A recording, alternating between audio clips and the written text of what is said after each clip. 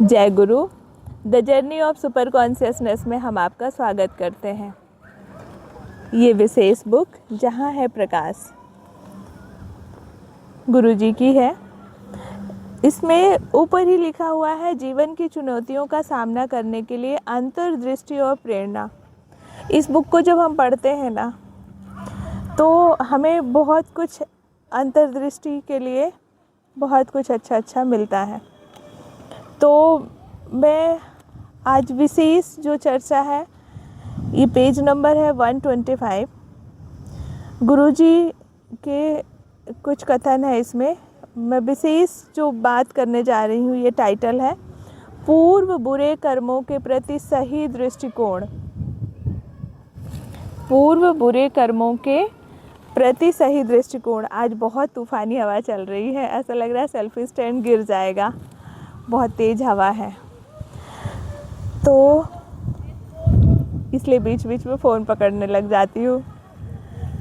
पुराने किए गए सभी गलत कर्मों का चिंतन करना छोड़ दें।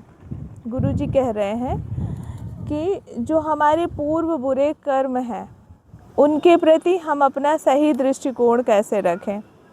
तो सबसे पहला जो उनका वक्तव्य है ये है कि पुराने किए गए सभी गलत कर्मों का चिंतन करना छोड़ दें। जैसे अधिकतर हम लोग गिल्टी में हो जाते हैं, पछतावा करने लग जाते हैं कि काश हमने ऐसे कुछ नहीं किए होते, लेकिन उसका चिंतन करने से हमारा बेनिफिट नहीं होगा। अंततः हमें क्या करना पड़ेगा कि वो जो हमने कर्म किए हैं, जो जैसा भी गलत हुआ है हमसे, उसका सबसे पहले तो हम चिंतन करना छोड़ दें।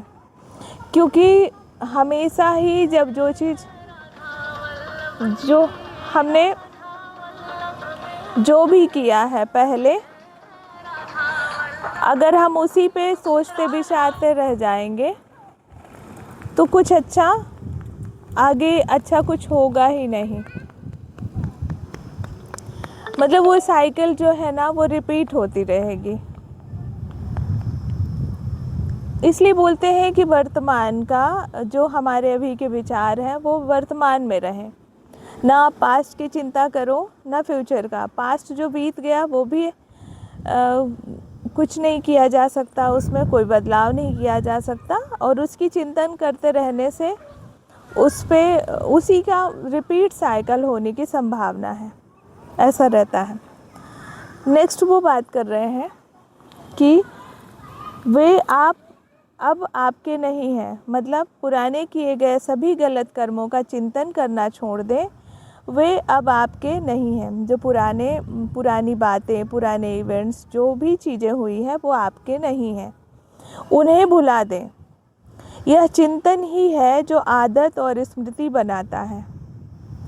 मतलब जो भी घटना घटी पूर्व में, वो तो घटना अभी घट गई। अगर हम ये आदत त्याग दें कि उसका चिंतन मनन करना, प्रेजेंट में रहने की आदत अगर बना लेते हैं, तो जो घटना है वो उतना प्रभावशाली नहीं रहेगा जितना कि हमारी जो आदत है ना चिंतन करने की, पुराने ही विचार में डूबे रहते हैं, वो हमें ज़्यादा प्रभावित करता है। तो गुरुजी बोलते हैं कि यह चिंतन ही है जो आदत और स्मृति बनाता है। चिंतन ही, अगर हम किसी भी विशेष बातों में, विशेष आदत के प्रति लगातार चिंतन करते रहते हैं, तो वो हमारी आदत भी बनता है, मतलब संस्कार भी बन जाता है, और हमारा स्मृति भी बनता है। फिर उसी के हिसाब से हमारी आगे की डेस्टिनी डिसाइड होती है। नेक्स्ट क्या बात कर रहे हैं गुरुदेव, आप जैसे ही ग्रामोफोन के रिकॉर्ड पर सुई रखते हैं, वह बजना शुरू हो जाता है। कितना सुंदर वो ग्रामोफोन का एग्जाम्पल दे रहे हैं कि जो ग्रामोफोन का जो रिकॉर्डिंग है, जब आप उस पर सुई रखते हैं, पहले के ग्रामोफोन जो भी जैसा रहे होंगे, हमने तो नहीं देखा, वह बजना शुरू हो जाता है। हाँ, रेडियो भी रहता था, उसमें सुई सेट करना पड़ता था ना, कि जिस पर हम सेट करते थे पर्टिकुलर वो नंबर रहता था। देखा था मैंने पहले रेडियो, तो वही बजना शुरू हो जाता है। तो इसी तरह से गुरुजी कहते हैं कि चिंतन वह सुई है जो अतीत के कर्मों का रिकॉर्ड बजाती है। जब हम पर्टिकुलर कोई इवेंट्स के चिंतन करने लग जाते हैं तो हमारे भीतर वही पूर्व की जो घटना है वही हम जीने लगते हैं, उसमें वो रिकॉर्डिंग जो है वो पूरी तरह से चालू हो जाती है। इसीलिए आपको बुरे कर्मों पर एकाग्र नहीं होना चाहिए। अतीत के अविवेकता से किए गए कर्मों से दुखी क्यों रहते हो? क्योंकि सही बात है, हम हमेशा इस जीवन से कुछ ना कुछ सीखते ही रहते हैं हमेशा। तो हमने जैसे मान लो आज हमारे पास थोड़ा बुद्धिमानी आ गई, थोड़ी समझ आ गई कि हमको जिस ढंग से हम पहले जी रहे थे उस ढंग से हमें नहीं जीना था, जो हमने पहले कार्य किए वो वैसा हमें नहीं करना था। बट अब उसी पे चिंतन करने का कोई भी वो नहीं, महत्व नहीं है। वो इम्पोर्टेंट नहीं है कि आप उस पे चिंतन करते रहो, बल्कि अभी का प्रेजेंट आप ठीक कर लो। गुरुजी यही बात कर रहे हैं कि इसलिए आपको बुरे कर्मों पर एकाग्र नहीं होना चाहिए। अतीत के अविवेकता से किए गए कर्म, मतलब पहले पास्ट में हमने जो अविवेकपूर्ण, जो नहीं करने योग्य था पर हमने किया, जितनी हमारी समझ थी उस हिसाब से हमने कर्म किए। लेकिन आज जब हमारा दृष्टिकोण बदल गया है, हम समझते हैं कि वो मुझे नहीं करना चाहिए था, पर उसको चिंतन करने से कुछ हल तो होना नहीं है, तो अभी को ठीक करना है। तो उनकी स्मृति को मन से निकाल दें और ध्यान रखें कि उनकी पुनरावृत्ति ना हो। क्या बोल रहे हैं कि एक तो हमें उस स्मृति को अपने मन से निकाल दें, भूल जाएं, उस पर चिंतन ना करें, उस पर मनन ना करें, और ये ध्यान रखें कि जो पहले हमने किया है अगर वो करने योग्य नहीं था तो उसकी पुनरावृत्ति ना हो, वो दोबारा हम ना करें, ऐसा कह रहे हैं गुरुदेव। फिर नेक्स्ट बात करते हैं कि आप किए गए गलत कार्यों पर चिंतित हो सकते हैं परंतु ईश्वर नहीं। बहुत अच्छी बात है कि हम अपने किए गए कर्मों पे पछताते हैं, गिल्टी फील करते हैं, पर ईश्वर नहीं। ईश्वर हमेशा ये देखते हैं। एक ये एग्ज़ाम्पल मैं किसी के माध्यम से बताती हूँ, अभी आगे बात करते हैं। जो बीत गया सो बीत गया, आप उनकी संतान हैं और आपने जो भी गलतियाँ की हैं वो इसलिए हुई थी कि आप उन्हें ईश्वर को नहीं, मतलब आप उन्हें नहीं जानते थे। मतलब कह रहे हैं कि जो बीत गया वो सो बीत गया। आपने जो भी गलतियाँ किए हो, आप ईश्वर के संतान हो, आप ईश्वर को नहीं जानते थे। बहुत तेज़ हवा है, ऐसा लग रहा है कि मोबाइल गिर जाएगा। तो इसलिए हमने गलतियाँ की। अज्ञानता के प्रभाव किए गए गलत कार्यों की बुराई को वे आपके विरुद्ध बनाए नहीं रखते। मतलब ईश्वर जो है वो हमें हमेशा माफ़ करने के लिए तैयार है। जो अज्ञानता में हमने करा है उस चीज़ को मतलब ईश्वर नहीं मान के बैठे हैं, आपके विरुद्ध नहीं है। वो जो भी आपने बुरे कार्य किए हैं उसके विरुद्ध नहीं है ईश्वर। वे केवल इतना ही कहते हैं, आप अपने गलत कार्यों की पुनरावृत्ति ना करें।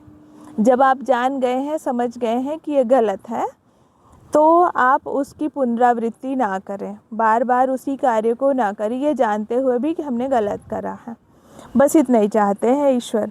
वे केवल यही जानना चाहते हैं कि आप अच्छा बनने के अपने इरादे के प्रति सच्चे हैं या नहीं। जब हम ये बोलते हैं कि गुरुदेव या ईश्वर, आज मुझसे ये गलती हुई है, हम ये दोबारा नहीं करेंगे, मैं अच्छा बनूंगा, मैं अच्छा करूंगा, आपके बताए अकॉर्डिंग मैं चलूँगा। अगर आप ऐसा दृढ़ संकल्प लेते हैं तो आप इस इरादे के प्रति पक्के हैं या नहीं। बस ईश्वर यही आपसे चाहते हैं कि आप जो भी दृढ़ संकल्प ले रहे हैं, आज वादा कर रहे हैं, तो उसके प्रति वो ईमानदार रहो।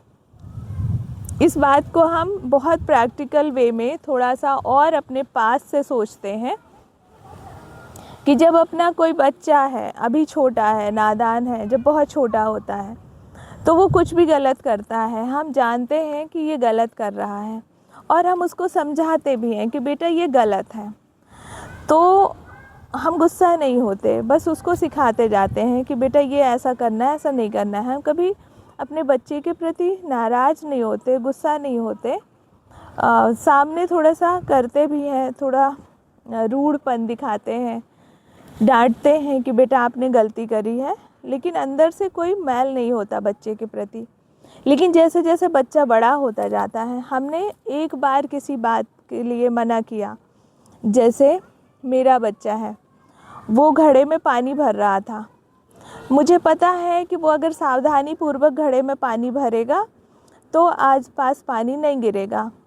मैंने एक बार समझाया कि बेटा आप पानी जब भरते हो तो अच्छे से भरो, तो बोलता है मम्मी गिर जाता है, मैं क्या करूं। मैंने कहा नहीं, ऐसा नहीं है, अगर आप सावधानी रखोगे तो नहीं गिरेगा, क्योंकि आप जो काम करते हो उसके बाद मुझे बहुत सारा काम हो जाता है, मतलब आपका किया हुआ काम तो ठीक है, पर उसके बाद जो समेटती हूँ मैं फैला हुआ चीज़, लेकिन मैं उसके प्रति फिर भी रूड नहीं होती, समझाती हूँ। तीसरे दिन, चौथे दिन जब वही गलती वो बार बार करता है, सुधार नहीं करता, बोलता है ठीक है मम्मा नहीं करूँगा, लेकिन वही गलती बार बार करता है, तो फिर एक दिन मैं ना चाहते हुए भी डंडा उठा के पीटती हूँ, ताकि उसको याद रहे कि ये गलती नहीं करनी है। ऐसे बहुत बार होता है कि वो जब एक बार मैं गलती के प्रति समझाती हूँ, दूसरी बार समझाती हूँ, क्योंकि अब वो समझदार है। इवन मैं 5 साल तक अपने बच्चे को कभी नहीं पीटी, क्योंकि ये लगता था बचपना है, क्या समझाऊँ।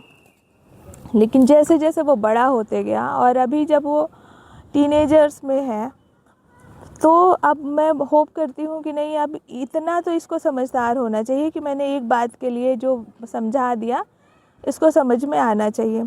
जब वो तीसरी चौथी बार भी वही सेम गलती करता है, अगर नई गलती करा तो बात समझ आती है, लेकिन सेम गलती यदि बार बार करता है तो फिर पिटाई करनी पड़ती है। तो इसी तरह से भगवान है ना, सेम हम उनके बच्चे हैं, तो हमारे प्रति वो कभी भी हमारी बुराइयों के प्रति विरोध नहीं आता उनके मन में, बस वो एक ही चाहते हैं, उम्मीद उनको यही है कि तुम बेहतर करो और वही गलती दोबारा नहीं करो, यही चाहते हैं ईश्वर। तो जब भी हम वादा करते हैं ईश्वर से कि ईश्वर मैं अब ये गलती नहीं करूँगा, एक होता है अज्ञानता में कि हमें पता ही नहीं था कि हमें करना क्या है, लेकिन हम जब जानते हैं, जैसे हम संतवाणी गुरुवाणी सुनते हैं और जैसे गुरु दीक्षा मिल जाती है, उसके बाद जब हम सारी चीज़ें समझते हैं, गुरु जी का जो दिशा निर्देश है उसको पढ़ते भी हैं, उसके बाद भी वही गलती करते जाते हैं बार बार, तो वो माफ़ी लायक नहीं होता, फिर उसकी सज़ा मिलती है। लेकिन सज़ा भी इसीलिए मिलती है ताकि हम सुधर सकें। अभी भी ईश्वर यही चाहते हैं कि बच्चा तुम सुधर जाओ, मैं तुम्हारा इंतज़ार कर रहा हूँ, सही मार्ग पर चलो, सही रास्ते पर चलो। उनका प्रयास बस इतना ही है, वो हमें पनिश भी इसीलिए करते हैं ताकि हमारा जो टेढ़ा मार्ग है वो सीधा हो जाए, जो हम भटके हुए हैं वो सही रास्ते पर आ जाए। Thank you. जय गुरु।